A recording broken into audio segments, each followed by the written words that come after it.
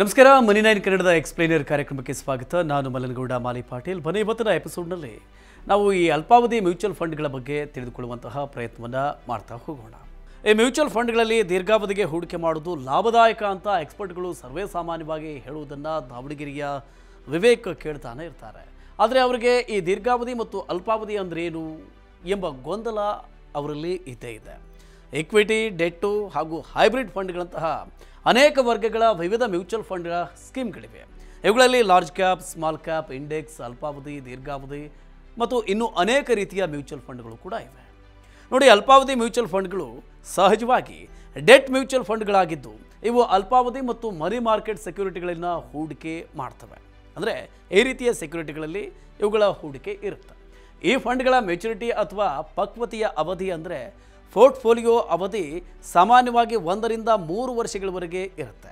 ನೀವೀಗ ಯಾರಿಗಾದರೂ 3 ವರ್ಷಗಳ ಅಲ್ಪಾವಧಿ ಗುರಿ ಏನಾಗಿರಬಹುದು ಅಂತ ಪರಿಗಣಿಸುವುದಾದರೆ ಅದು ಮದುವೆ ವಿಚಾರ, ಹೊಸ ವ್ಯವಹಾರದ ಆರಂಭ, ರಜೆಯ ಸಮಯ ಕಳೆಯುವುದು ಅಥವಾ ಯಾವುದಾದ್ರೂ ವೈದ್ಯಕೀಯ ತುರ್ತು ಸ್ಥಿತಿಯೊಂದರ ನಿರ್ವಹಣೆಯನ್ನು ಮಾಡೋದು ಕೂಡ ಆಗಿರಬಹುದು. ಇನ್ನು ಡೆಟ್ ಮ್ಯೂಚುವಲ್ ಫಂಡ್ಗಳ ವಿಷಯಕ್ಕೆ ಬಂದರೆ ಅವುಗಳಲ್ಲಿ ಲಿಕ್ವಿಡ್ ಫಂಡ್ಗಳು, ಅಲ್ಪಾವಧಿಯ ಫಂಡ್ಗಳು, ದೀರ್ಘಾವಧಿಯ ಫಂಡ್ಗಳು, ಮನಿ ಮಾರ್ಕೆಟ್ ಫಂಡ್ಗಳು, ಜಿಲ್ಡ್ ಫಂಡ್ಗಳು, ಕ್ರೆಡಿಟ್ ರಿಸ್ಕ್ ಫಂಡ್ಗಳು ಹಾಗೂ ಇತರೆ 16 ಬಗೆಯ ಫಂಡ್ಗಳು ಸೇರಿವೆ.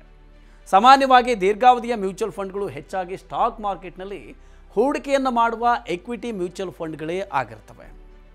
ಇವುಗಳಲ್ಲಿ ಕನಿಷ್ಠ 3 ವರ್ಷಗಳವರೆಗೆ ಹೂಡಿಕೆಯನ್ನು ಹೊಂದಿರಬೇಕು ಎಂಬ ಸಲಹೆಯನ್ನು ಮಾರ್ಕೆಟ್ ಎಕ್ಸ್ಪರ್ಟ್ಗಳು ಕೊಡ್ತಾರೆ.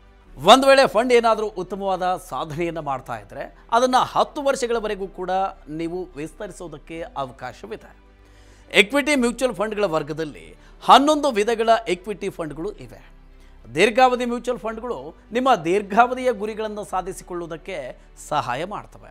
ಇಂತಹ ದೀರ್ಘಾವಧಿ ಗುರಿಗಳಲ್ಲಿ ಎಜುಕೇಷನ್ ಅಂದರೆ ಶಿಕ್ಷಣ, ಮನೆ ಖರೀದಿ, ವಿದೇಶ ಪ್ರವಾಸ ಮತ್ತಿತರ ಗುರಿಗಳು ಸೇರಿರ್ತವೆ. ಚಕ್ರಬಡ್ಡಿಯ ಅಂದರೆ ಕಾಂಪೌಂಡಿಂಗ್ ಲಾಭವನ್ನು ಕೊಡುವ ಕಾರಣದಿಂದಾಗಿ ದೀರ್ಘಾವಧಿ ಮ್ಯೂಚುವಲ್ ಫಂಡ್ಗಳು ಅತಿ ಹೆಚ್ಚು ರಿಟರ್ನ್ಗಳನ್ನು ಕೊಡಬಹುದು. ಆದರೆ ಹೆಚ್ಚಿನ ಮೊತ್ತದ ರಿಟರ್ನ್ಗಳು ಹೆಚ್ಚಿನ ಮಟ್ಟದ ಅಪಾಯಗಳೊಂದಿಗೆ ಬರುತ್ತವೆ ಅನ್ನೋದನ್ನು ನೀವು ಯಾವತ್ತೂ ಕೂಡ ಮರೆಯುವಂತಿಲ್ಲ. ಇನ್ನು ಸ್ಮಾಲ್ ಕ್ಯಾಪ್ ಫಂಡ್ಗಳು, ಎಕ್ವಿಟಿ ಸಂಬಂಧಿತ ಉಳಿತಾಯ ಯೋಜನೆಗಳು ಹಾಗೂ ಸೆಕ್ಟೋರಲ್ ಮ್ಯೂಚುವಲ್ ಫಂಡ್ಗಳಂತಹ ಅನೇಕ ಬಗೆಯ ಮ್ಯೂಚುವಲ್ ಫಂಡ್ಗಳು ಕೂಡ ಹೆಚ್ಚಿನ ಮಟ್ಟದ ರಿಸ್ಕನ್ನು ಅಂದರೆ ಅಪಾಯವನ್ನು ಕೂಡ ಹೊಂದಿರ್ತವೆ. ಆದಾಗ್ಯೂ ಕೂಡ ಫಂಡ್ ಒಂದರ ದೀರ್ಘಾವಧಿ ಅಥವಾ ಅಲ್ಪಾವಧಿ ಆಯ್ಕೆಯ ಹೊರತಾಗಿ ಪರಿಗಣಿಸಬೇಕಾದ ಹಲವಾರು ಇತರ ಅಂಶಗಳು ಕೂಡ ಇವೆ. ಉದಾಹರಣೆಗೆ ಡೆಟ್ಟು ಮತ್ತು ಎಕ್ವಿಟಿ ಫಂಡ್ಗಳ ಮೇಲೆ ತೆರಿಗೆಗಳನ್ನು ಹೇಗೆ ಹಾಕಲಾಗುತ್ತೆ, ಫಂಡ್ನ ಹಿಂದಿನ ಸಾಧನೆ, ಫಂಡ್ನ ನಿರ್ವಹಣೆಯ ಗುಣಮಟ್ಟ ಮತ್ತು ಫಂಡ್ನ ರೇಟಿಂಗ್ಗಳು ಇಂತಹ ಇತರೆ ಅಂಶಗಳಲ್ಲಿ ಸೇರಿವೆ. ಎಕ್ವಿಟಿ ಫಂಡ್ಗಳಲ್ಲಿ ದೀರ್ಘಾವಧಿ ಹೂಡಿಕೆ ಅಂದರೆ 5 ರಿಂದ 7 ವರ್ಷಗಳು ಅಂತ ಸಾಮಾನ್ಯವಾಗಿ ಪರಿಗಣಿಸಲಾಗುತ್ತೆ ಅಂತ ಇನ್ವೆಸ್ಟೋಗ್ರಫಿ ಸಂಸ್ಥೆಯ CFP ಮತ್ತು ಸ್ಥಾಪಕರಾದ ಶ್ವೇತಾ ಜೈನ್ ರವರು ಹೇಳ್ತಾರೆ. ಆದಾಗ್ಯೂ ಈ ನಿಯಮವನ್ನು ಕಣ್ಣುಮುಚ್ಚಿ ಅನುಸರಿಸಬೇಕಾದ ಅವಶ್ಯಕತೆಯಂತೂ ಇಲ್ಲ. ಸ್ಕೀಮ್ನ ಸಾಧನೆ, ಫಂಡ್ನ ನಿರ್ವಹಣೆ ಮತ್ತು ಫಂಡ್ ಹೌಸ್ಗಳ ಮೌಲ್ಯಮಾಪನವನ್ನು ಕೂಡ ನೀವು ಮಾಡಿ.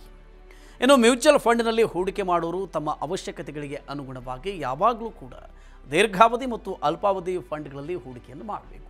ಸ್ಟಾಕ್ ಮಾರ್ಕೆಟ್ನ ಏರಿಳಿತಗಳಿಂದ ನಿಮ್ಮ ಪೋರ್ಟ್ಫೋಲಿಯೋವನ್ನು ರಕ್ಷಿಸಿಕೊಳ್ಳಬೇಕು ಅಂದರೆ ಡೆಟ್ ಫಂಡ್ಗಳು ಉತ್ತಮವಾದ ಆಯ್ಕೆಯಾಗಿವೆ. ಯಾವುದೇ ಪೋರ್ಟ್ಫೋಲಿಯೋ ಒಂದರಲ್ಲಿ ಕೇವಲ ಹೆಚ್ಚು ಅಪಾಯವುಳ್ಳ ಎಕ್ವಿಟಿ ಮ್ಯೂಚುವಲ್ ಫಂಡ್ಗಳು ಮಾತ್ರವೇ ಇರಬಾರ್ದು. ಬದಲಿಗೆ ಡೆಟ್ ಫಂಡ್ಗಳು ಸಹ ಅದು ಒಳಗೊಂಡಿರಬೇಕು.